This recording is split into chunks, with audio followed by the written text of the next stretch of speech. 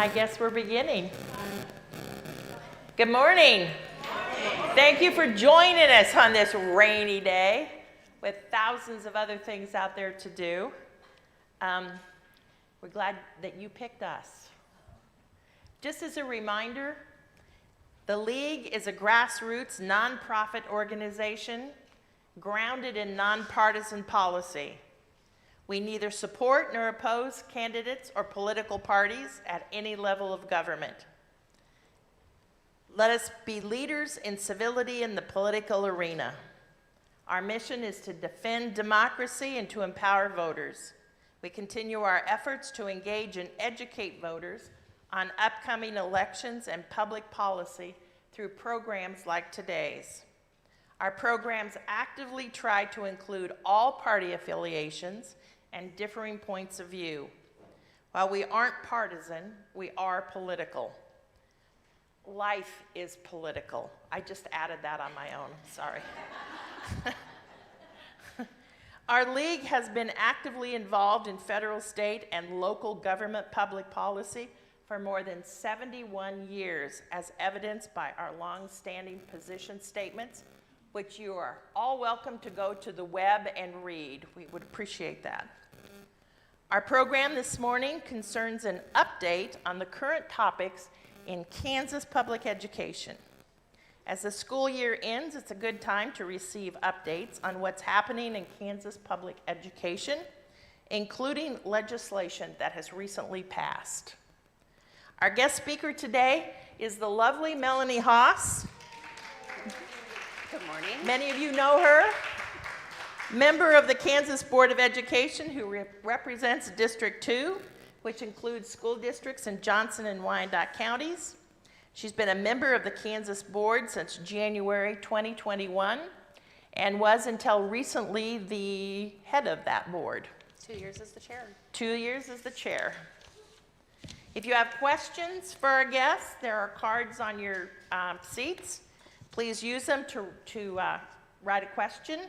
We'll collect them and ask them at the end of the presentation. And now, Melanie, tell us all about your lovely self. Thank you, Connie. Thank you for the invitation. Thank you to the League for having me this morning. Thank you all for getting up on a rainy Saturday and coming out for donuts and coffee.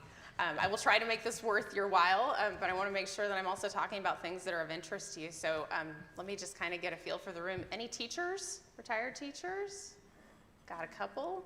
All right. Higher ed? Anything like that? All right. One over there. How about elected officials? I know I saw at least one. Maybe? Maybe not? All right. Okay, cool. And of course, parents, grandparents, be pretty much everybody, right? Okay.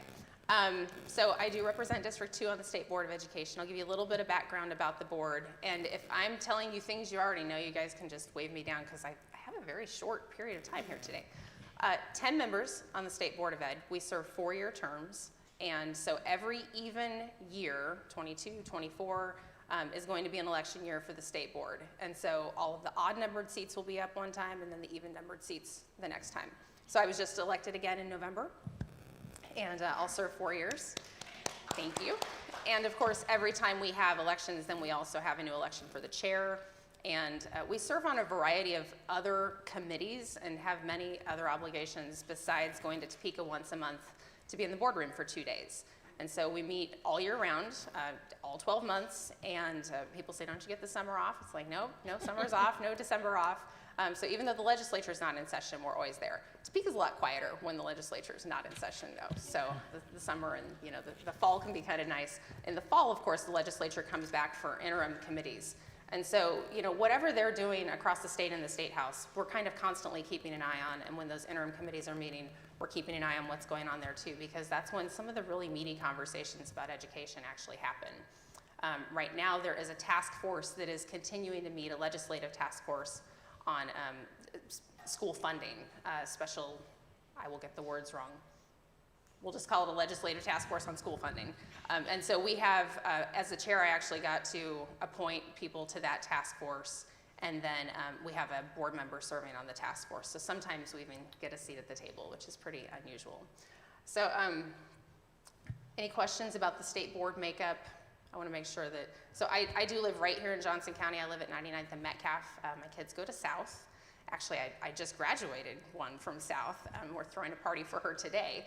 And so graduating senior, and then I've got one who will be a junior next year, so 2 girls at South.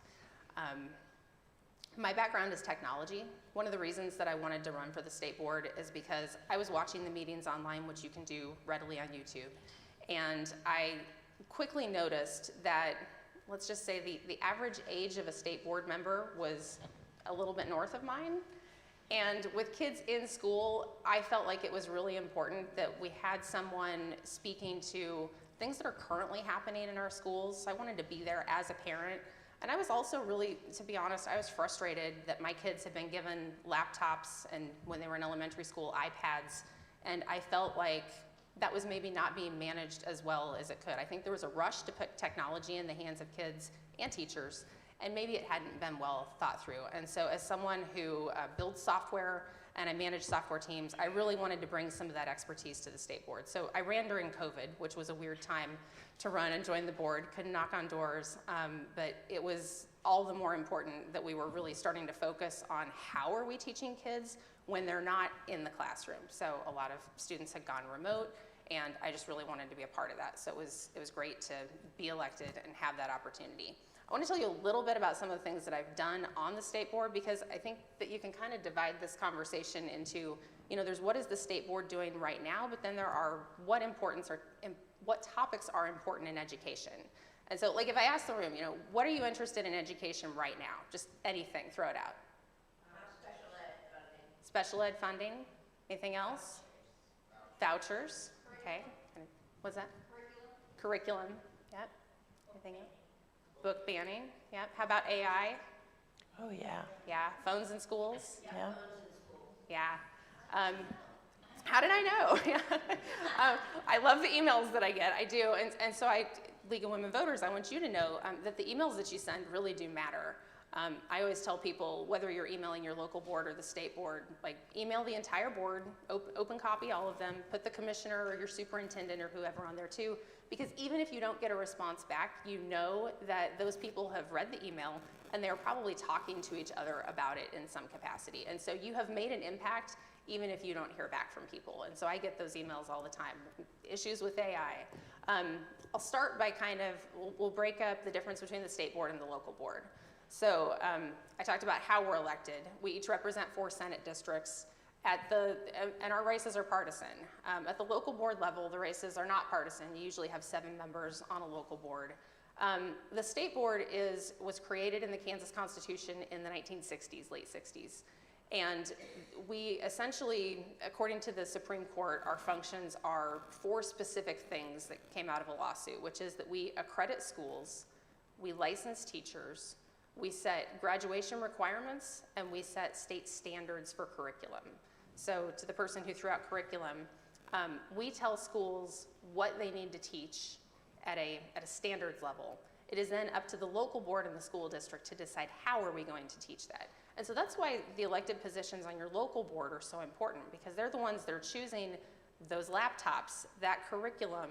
They're deciding where that money gets spent and how much time a kid is going to spend on a screen based on those tools that they are providing. They are also making all of their local decisions, who gets hired, where we're going to build buildings. They're the ones that handle the district boundaries, and so I do get phone calls about, hey, they moved my district boundary, I'm upset about this.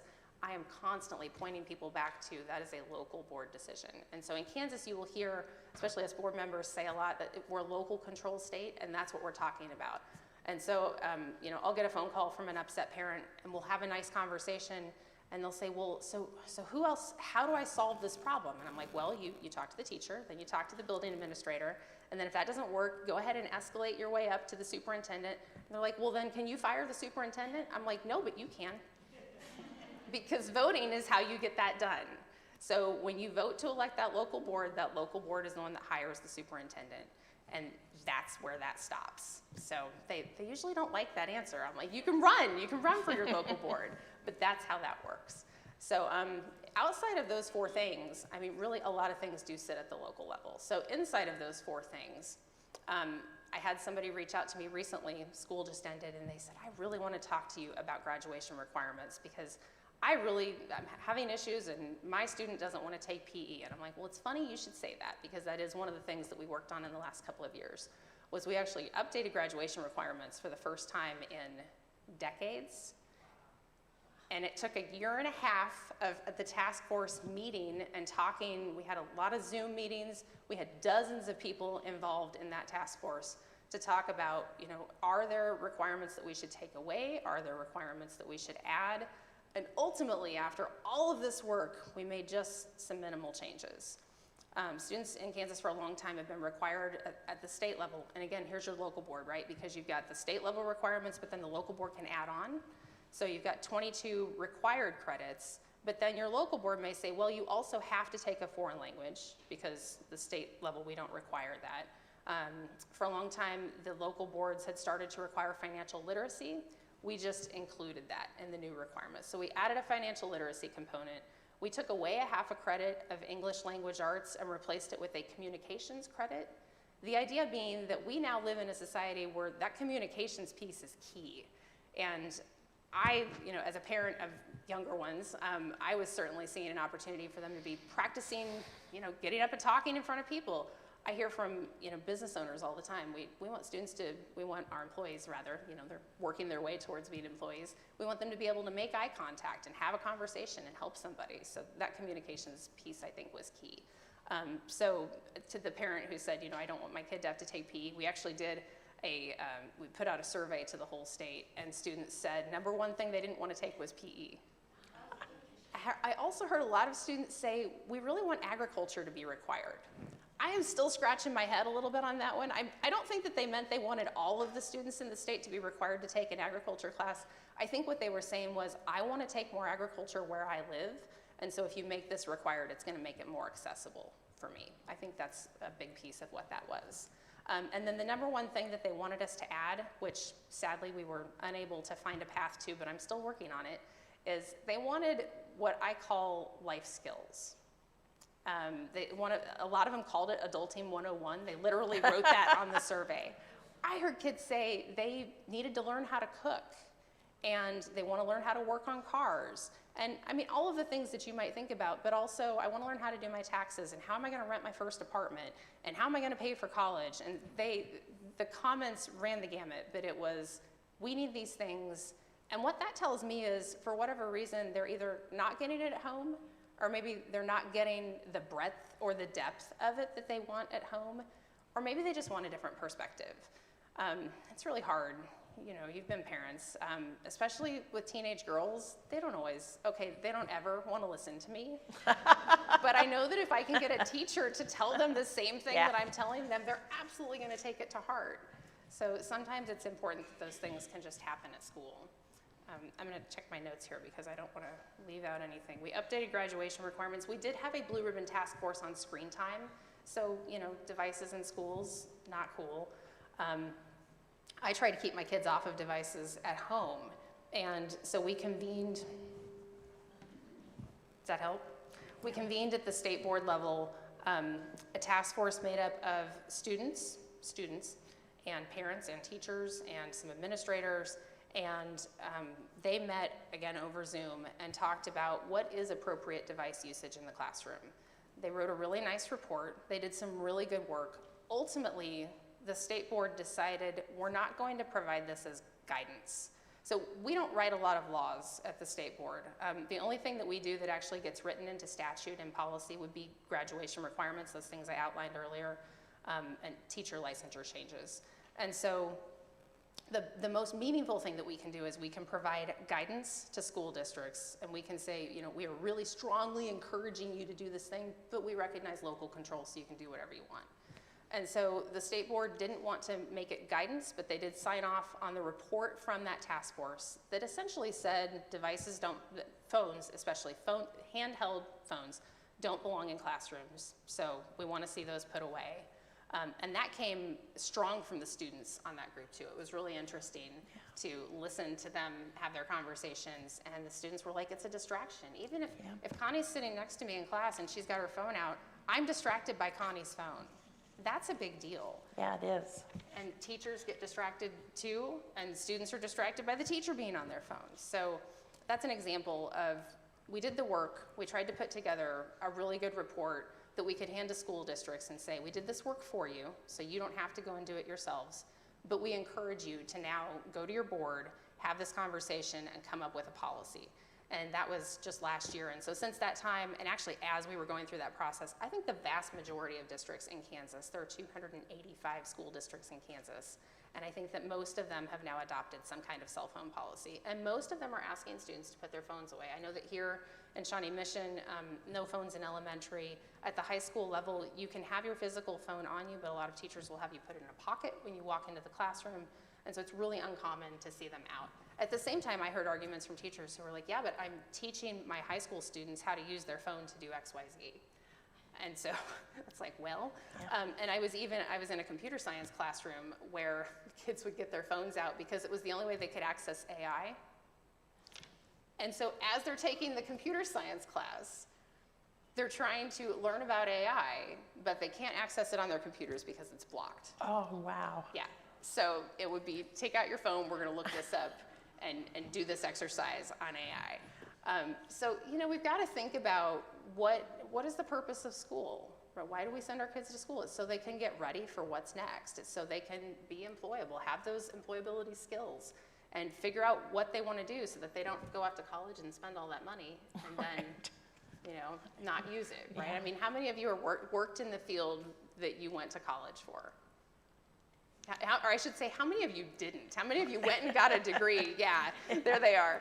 And you were like, I mean, you checked the four-year box, but wouldn't it be great if our kids had the opportunity in high school to really think about, what am I good at? You know, what are my skills versus what am I interested in? And I have this conversation with my girls all the time. Like, what you love may not be what you're interested in. I love skateboarding, but I'm not great at it.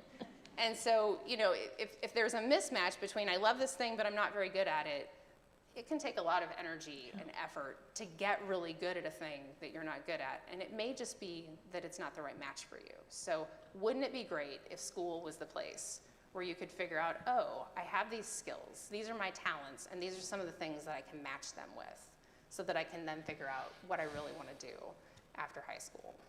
I think that would be very helpful. I can keep going. I know you have some questions for me. Well, not really. No? Okay. Maybe you all have some questions for me. Let's see. I guess, does the state board have anything to do with the vouchers? So, not really. That's what I thought. It's the legislature. It's the legislature. I talked about how the board was established by the Constitution, and essentially we have these certain powers. But the legislature's job is to fund our schools, full stop. So every year when they go through the budgetary process and they decide how much extra they're going to put or not put into special education and how much they're going to allocate to schools, I mean, that's where that decision gets made. Only about 10 or 15% of school funding in Kansas comes from the federal level. So the vast majority of those dollars that are flowing to our schools come from inside the state. We know that, I mean, nobody mentioned the Department of Ed and like what's happening at the Department of Ed, but we know that the cuts are gonna keep coming. So we saw it in the Kansas legislature this year. Once again, you know, we're back to not fully funding special education, and this time in a big way. They've cut funding, general funding to our public schools. The vouchers come back every year. And now we're also facing cuts at the federal level. So what about accreditation? You're in charge of accreditation, is that correct? That's correct. But a lot of the schools that the vouchers are going to are not accredited. That is also correct. So is there some way that you would have influence over that? So it depends on how the law is written. The way that it is in Kansas right now, for a school to qualify for those, we'll call them voucher dollars, a coupon, however you want to label them, right now they do have to be accredited. So the state board does accredit private schools that ask to be accredited. Any private school can come to us and say, hey, we would like to be accredited. And the Catholic Diocese out of Wichita, Catholic Diocese kind of as a whole really, they sort of function They're more centrally governed than, say, the Lutheran schools, which are a little bit less together. So the Catholic Diocese has come to us years ago and said, we would like for you to accredit all of our schools. And so they go through that process. It is a little bit different than a public school because it's just kind of a different school. But I mean, you know, pick a private school down the street, they could come to us and say, we want to be accredited, and then they would go through the process. What's involved in accreditation? What do they have to do to be So- accredited?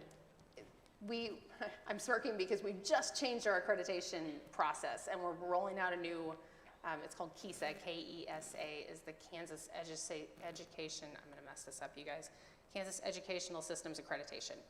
So we're calling it KESA 2.0.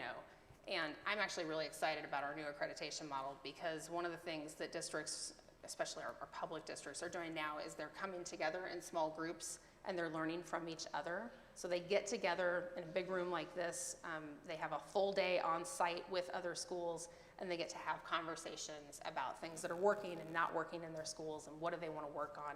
So it's nice to kind of have a peer system to help, you know, bring everybody up, right? I'm so excited about that. So essentially accreditation is a system of, you know, going through and just checking, are we meeting these requirements? Are we doing these things? And so as the requirements may change, you still need to make sure that you're always accredited. So at a high level, that's what accreditation is. Okay, but it's things like days of attendance, the curriculum. You met all your snow days, that kind of thing. Okay. Yeah. Are you teaching the right things at the right levels? We're going to look at test scores just as part of the process. In Kansas, we like to say that it's not a gotcha system. So right across the state line, Casey Mo, they lost their accreditation, a decade ago. And that was a big deal. Kansas, we don't take away accreditation from a district. Instead, we might identify a district and say, ooh, there are some serious issues here. We need you to work on them. Let's sit down together, and the board doesn't do this, but the Department of Ed accreditation teams would sit down and say, let's work on a plan. Let's figure out how we can get you the resources that you need. How can we make your system better? How can we do things to assist your students, your teachers, your admins? So it's all about lifting schools up and improving them, not just saying, we're gonna unaccredit you and shut you down, you know, because you're just not meeting the requirements. Okay. There is one thing, there's one bright line, which is you can't have a school with less than 10 students. And that might sound crazy to you, but in fact, for the last 4 years, I have been saying we have 286 school districts in Kansas, but today I got to say we have 285 because some of those rural areas are really shrinking. And so we had a district that was shrinking, and I think the previous year they had like 12 students, and we went, ooh, this is not going to be, and so they dropped below the line, and they had to figure out at that point, what do we do? So they have to, you know, find another school district and essentially consolidate. Yeah.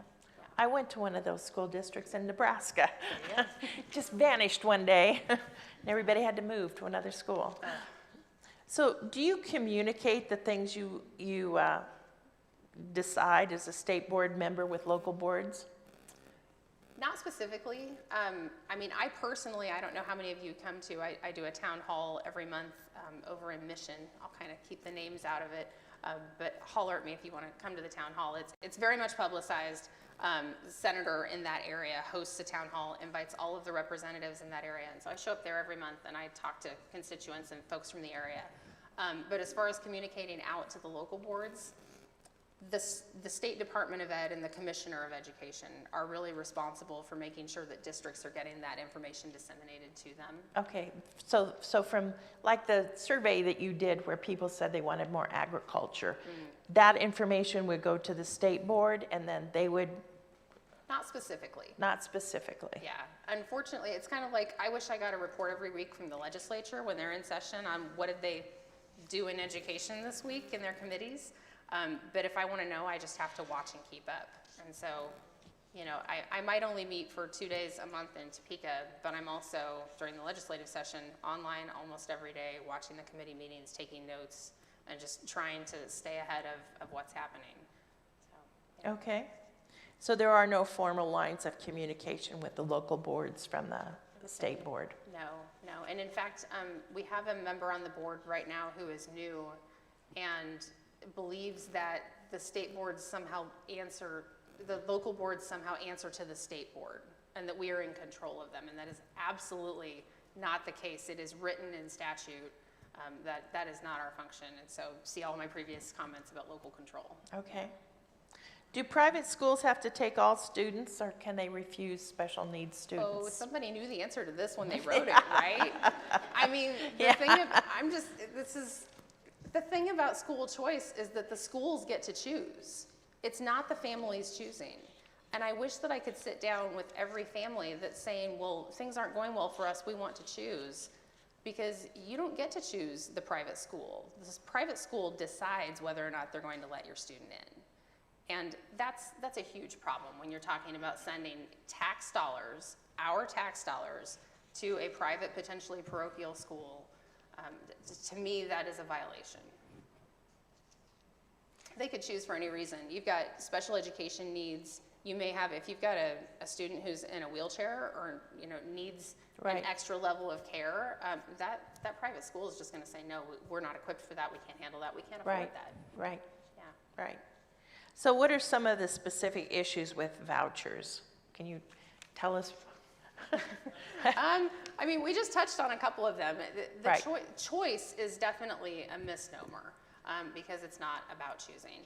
It also, as these programs continue to expand, they are going to continue to take money away from our local schools. We sit in a lovely building right now. It's not a school, but this building costs a certain amount of money to maintain every month, and a school is the same way.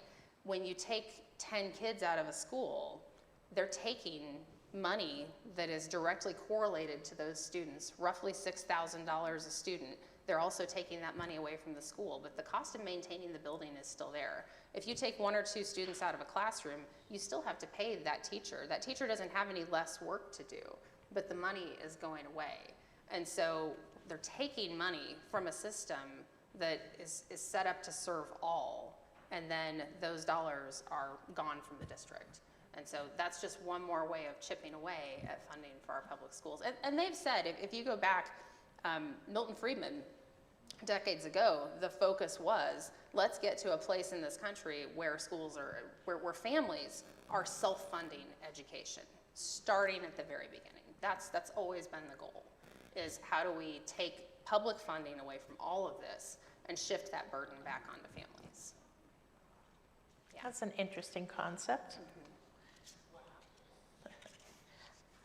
So please explain the concerns regarding literacy and reading skills in Kansas schools. Yeah. So this one's a biggie. I mentioned earlier, there are kind of topics that are school focused, and then there are topics that are state board focused.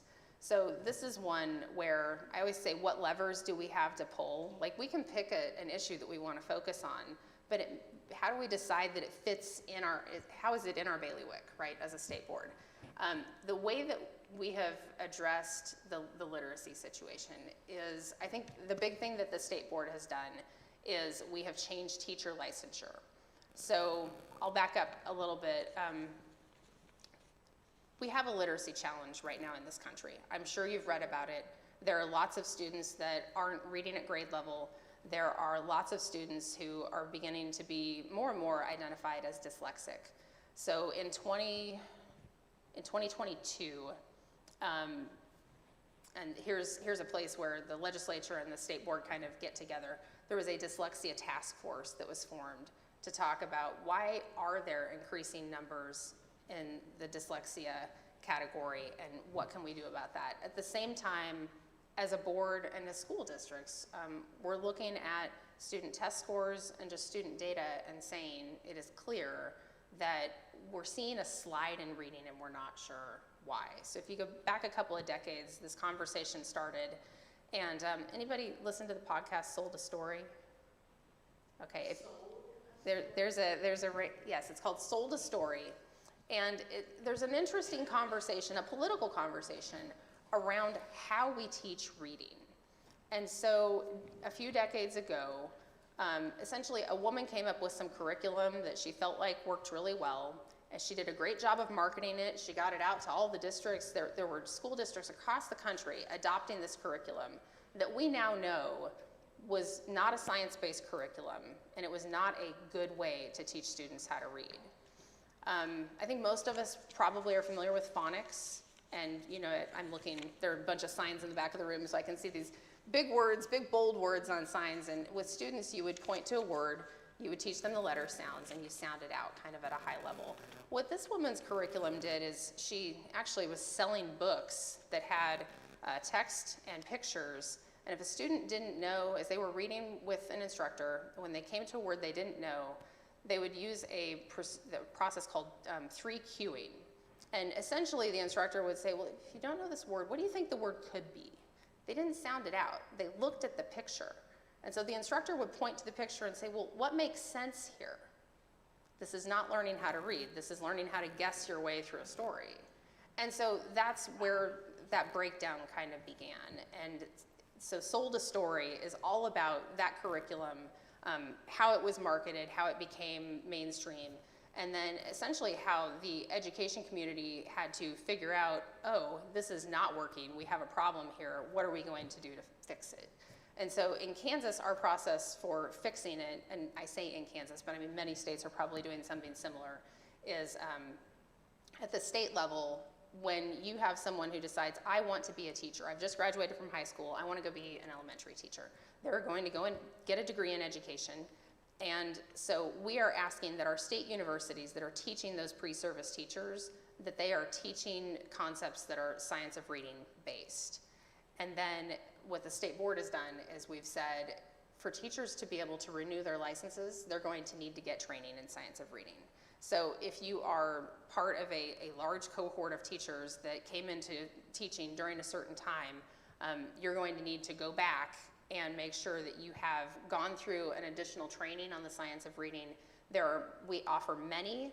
The state is paying for several of them, so we're trying to make it really accessible. But essentially, if you're in an elementary school classroom, almost to every person in the building, you are going to have to go through this training to be able to renew your license. And so there are still a couple of years before that full new requirement comes into effect. But that's probably the biggest thing that we've done is as a state board, we said this is so important to us that we are going to change the license for these teachers. Okay. Yeah. I just want to interject something. As part of our program today, we put out a request for children's books to give to the food pantry because most of the people who come to the food pantry, they have found, do not have books at home for their children. So this ties right into literacy. If those kids don't have books, they can't read at home. The parents don't read. So if you guys have books or can find books, I went to every garage sale I could find and picked up children's books. Went to the used bookstore at the Johnson County Library and got all the ones that were in Spanish because they requested those. And they're actually great books because they're Spanish and English. But we're, as part of the donations to the food pantry, we're going to have a box out there so you can put children's books. And if you have adult books, you can bring them because they will take them and trade them for children's books. So, okay? I wanted to just let the group know that I work with Lead to Read, which is a nonprofit, and part of their mission is not only put people in the schools to work with kids at lunchtime one-on-one, but they have a whole other branch of their mission to put free books for kids to take to medical clinics, food pantries, all kinds of community places where low-income families might be accessing.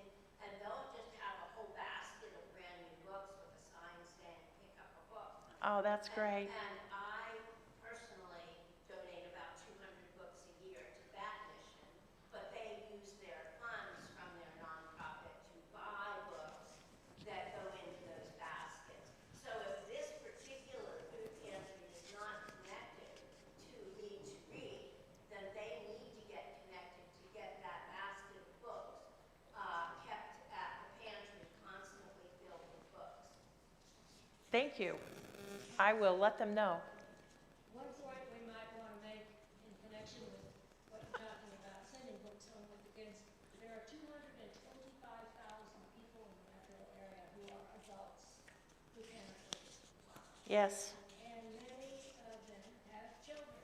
And so what you're talking about is so important because there are children in this city now that are teaching their parents to read. Yes. Thank you. I want to, before you read that next card, I just want to add on, so the goal here was to talk about current issues in education, and we've kind of been all over the board. So yes, science of reading literacy. I think the one that's coming up next, anybody want to take a guess? Math, yeah, math. It's absolutely math. So it's been really interesting as a parent, especially during COVID, the schoolwork that my kids brought home, I was like, ooh, I'm not sure I know how to help you with that, because they're learning different ways of learning math. And so I did get to sit on in the Kansas Math Project training for teachers a couple of weeks ago, and I'm really excited about some of the things that are coming with math. So yeah, that'll be the next biggie. Excellent. If you guys have questions, please write them down because otherwise they don't get on the YouTube, the question and answer. So please write them down and I'll read them. Sorry for messing that up. Next question. Although I could talk about reading all day long. Me too. What's one big issue in rural districts and how does it interface with your district? I mentioned it a little bit, but I think that the biggest issue that rural districts are going to face is going to be that consolidation piece. And it's the entire community is dealing with, we have people leaving, what are we going to do? And so that's going to affect those districts at the school level because as their schools shrink, like I said, the price of running a building is high. Yeah. And so at some point, you know, even though you're over that 10 students threshold and you technically can stay a district, the schools are learning that there are benefits to trying to merge. The state board, we oversaw a rather contentious conversation, I guess, last year with a district that wanted to consolidate. There were 3 districts involved in a potential consolidation. And I was really interested to learn that, and I should have known this, but one of the big factors in this consolidation war where one wanted to merge with the other, but not this one and, you know, not those guys, and I was like, I don't understand. It's mascots, you guys. They don't, it's mascots. Oh my gosh. You've grown up your whole life as a, I don't know, a Bronco you know, a or bulldog. You're or a whatever. bulldog, yeah. And I don't want to be a Bronco. I've always been a bulldog, and you know we're gonna stay, and you're gonna go, and it's yeah. So Yeah. that was definitely part of it. I mean, it's just very much Yeah. it's ingrained in the community. You know, their Friday nights are football. Yeah. Like, these are big. The whole deals. town, everybody. Yeah. So how do you consolidate when you have those kinds of Yeah. rivalries? And in most of those small schools, because I went to a small school in Nebraska, every boy played football. Everybody in town was at football. If you had a football game in the afternoon, the stores closed because nobody was going to be there anyway. Wow. You went to the football game. Yep. But I'll also say something about consolidation because I lived through that too. There is nothing worse than driving 40 miles every morning to get to your school and 40 miles on a school bus every night to get home. Because what that happens is then kids can't do after school activities because their parents can't be running, you know? So there, and when you consolidate, the towns that lose the schools lose their town. Because if you have a grocery store in a town, most people pick up their kids, buy their groceries, and then they go home. If you don't have a school there, they don't come to town. They go where their kids are going to school. So you'll not only lose schools, you'll lose entire communities. So the Kansas legislature passed a law that created, I'll say, opportunities for a student for any family to say, I don't want my student to go to the district that we live in. I want to be able to go somewhere else. And one of my arguments as they were passing that law, I was like, but districts already do this. Shawnee Mission already had a process in place to do that, and certain districts already had decided we are not going to do that. And it was interesting to me to talk to some of the kids in rural districts because some of them are choosing to drive the 40 minutes so that they can go to a different school just because that school offers certain classes, has a certain teacher, you know, whatever the circumstances may be. And so Yeah. they were already kind of opting into some of those. But there are certainly places in Kansas where you have to drive an hour to Yeah. get to a school. And that's a problem. And it destroys communities. It destroys that sense of community. Because when you have kids from here, and kids from here, and kids from here, and nobody plays together at night, and I mean, it's just, it's very, very different. Very, very different. So much has been added to our schools about what needs to be taught. Should the school year be longer? How does our year compare to other nations? I'm going to say this, it's unpopular. I am pro year-round school. I really am. I mean, here we are, it's the beginning of June, and we now face the thing that happens every year, which is what we call the summer slide. Kids go home, they're home for 2+ months, and they are not practicing the things that we want them to learn. And then they come back to school in the fall, and teachers have to reset on behaviors, they have to reset on, you know, where are we academically, and if we were doing year-round school, it would be more efficient. I mean, let's be honest, school is a form of daycare. It's a Yes, form of it is. childcare. And so it creates a disruption for families during the summer when they have to figure out, you know, if you've got 2 parents in a home that are both working or 1 parent in a home that's working. It would solve a lot of challenges. It would. Other countries, many of them do have very different ways of scheduling their academic year. Actually, my stepsister is moving her family, right now she took a new job and they're moving to a community in North Carolina where they have year-round school. So these kids thought that they were getting ready to have their summer break and then they realized, oh, we're gonna go to school in July. So I'll be really interested to watch that because I don't know of a lot of communities, you know, nationwide. I mean, you would kind of pick and choose by district, not by state, where those communities are. But Yeah. I think that that's something Kansas would really benefit from. I think so. Yeah. I have several acquaintances who are single mothers, working single mothers, and I asked one of them the other day, I said, what are your daughters doing for summer? And she said, well, I can't take them to camps because I can't afford them, and I can't take off to take them to camp at 10 o'clock and pick them up at 3. So these kids don't have a lot of opportunities.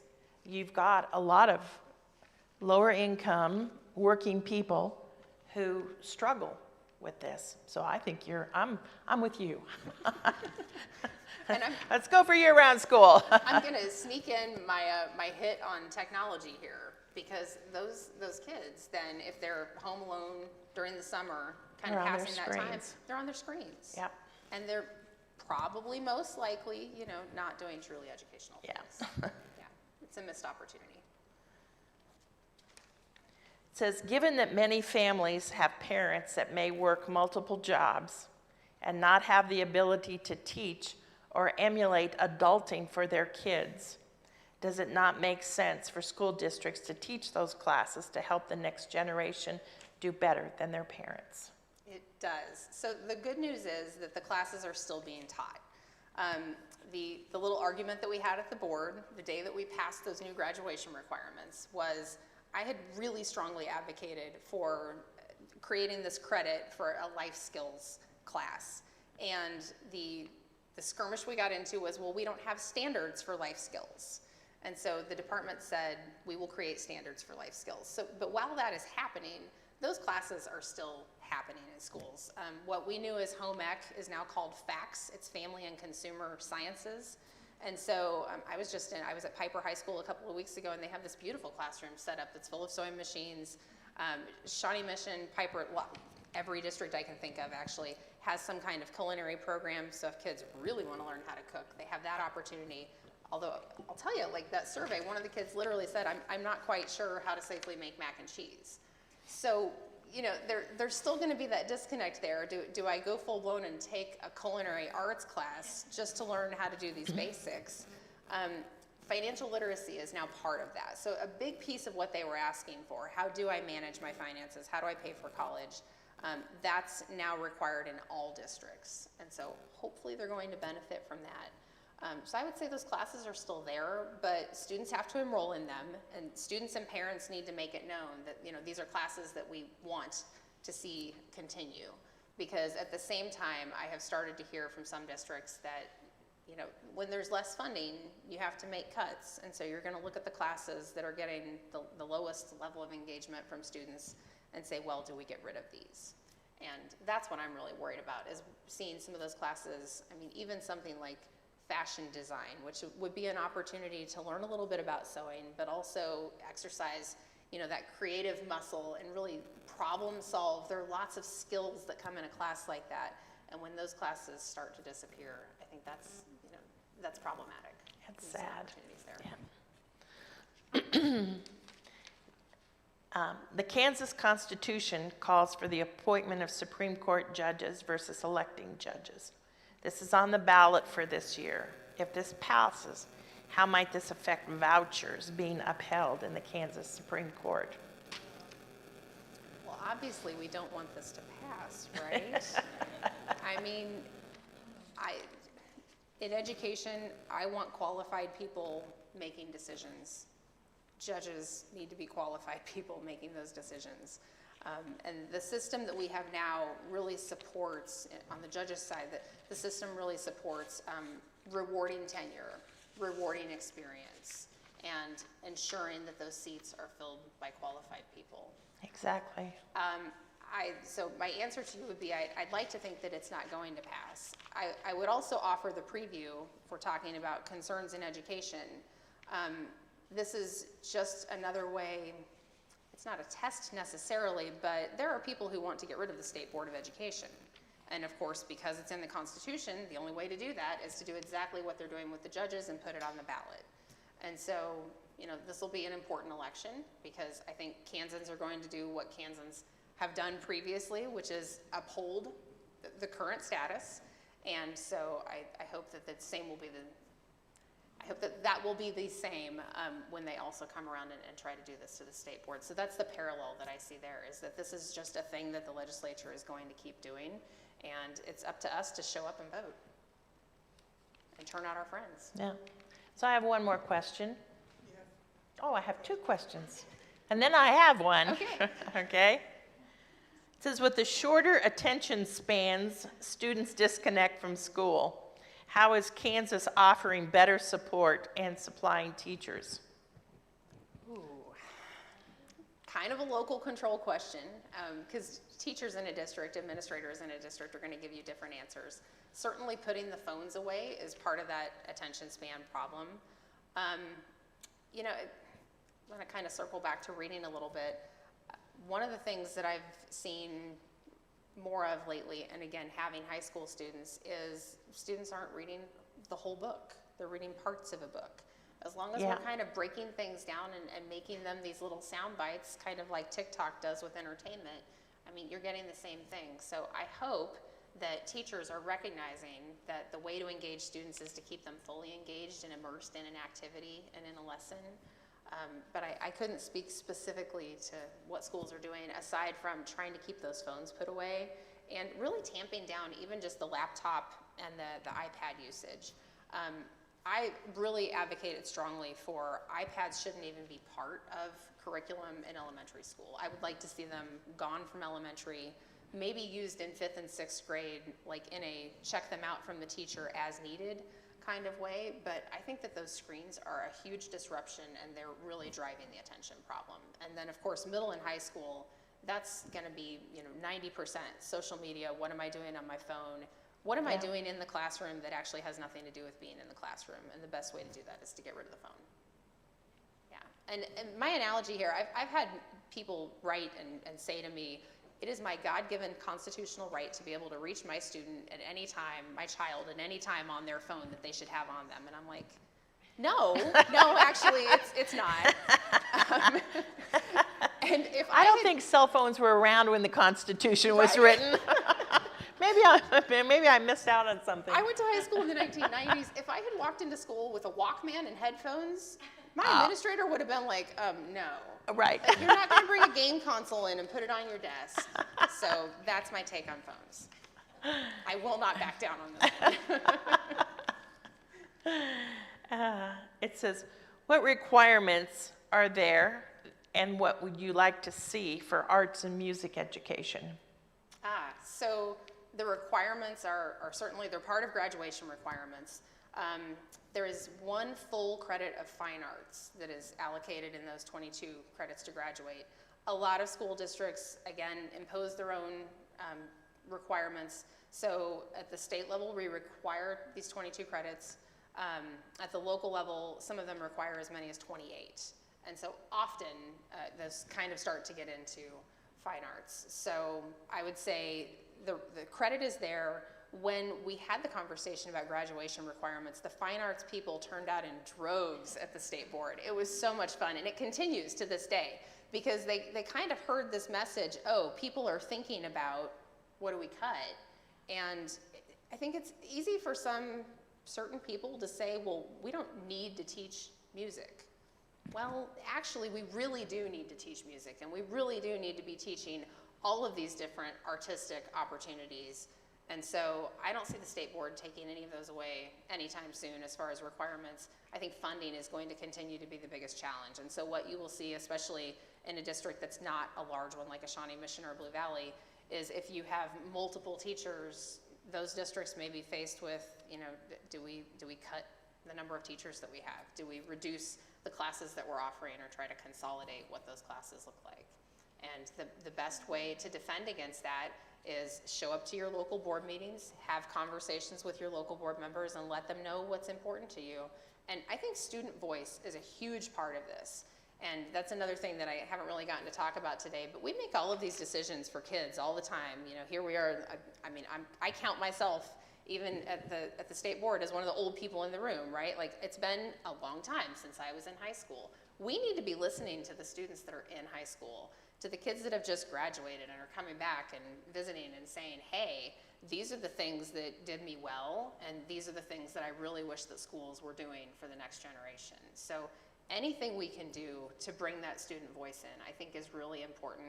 And they will tell us loud and clear, they want to have access to drama, they want to have access to choir, they want to have access to pottery and all of the awesome fine arts classes that they have access to. Excellent. And I'm going to pitch just a little bit further, because the key thing about fine arts is that creativity transfers into anything that these students are going to do post-secondary. If they're going to be a doctor, if they're going to be a mathematician, if they're going to be, an elected, the creativity component of that is a piece of everything that each of us does every day. So the more we can build on that in high school and the younger years, the more they're going to be able to carry some of that creative problem solving with them into anything that they do. And when I talk to business leaders and they say things like, I want employees that will look people in the eye and be, have those good communication skills, at the same time they're saying, oh, and they also need to be self-starters. That's a creativity thing. They need to be able to solve problems and come up with ideas for how we can have better operations and better systems in the workplace. That's creativity based. So these things, they're not extraneous. They're very much part of what we do in that core curriculum. I totally agree with that one.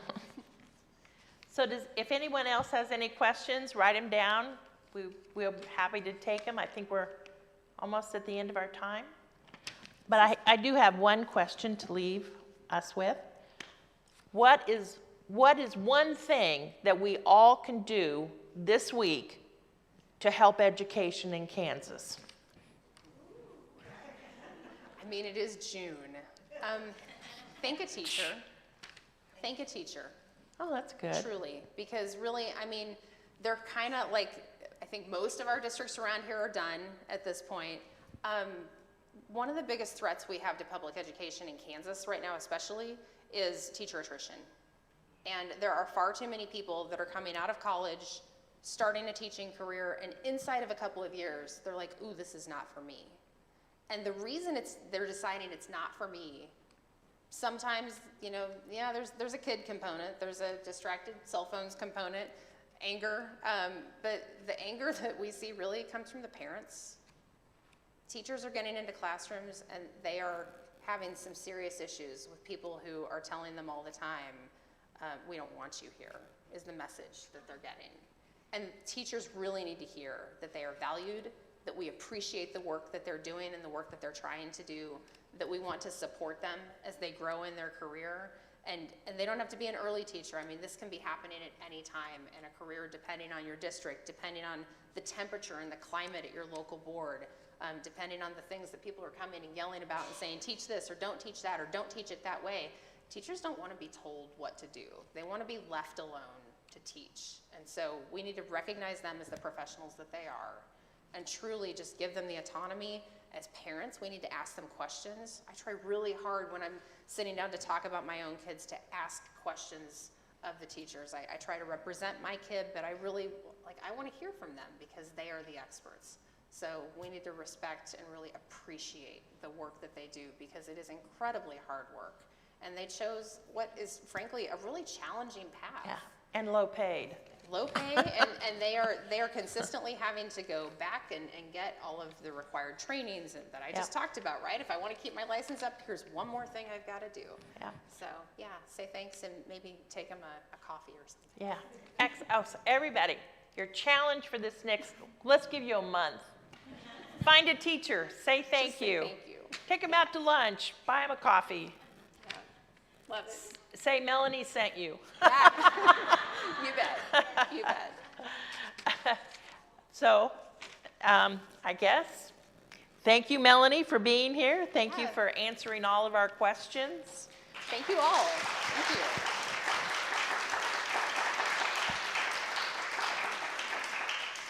And just a reminder, this is our last meeting until September 6th. We take the summer off. Summer break. We have a summer break, and I hope all of you find something useful to do.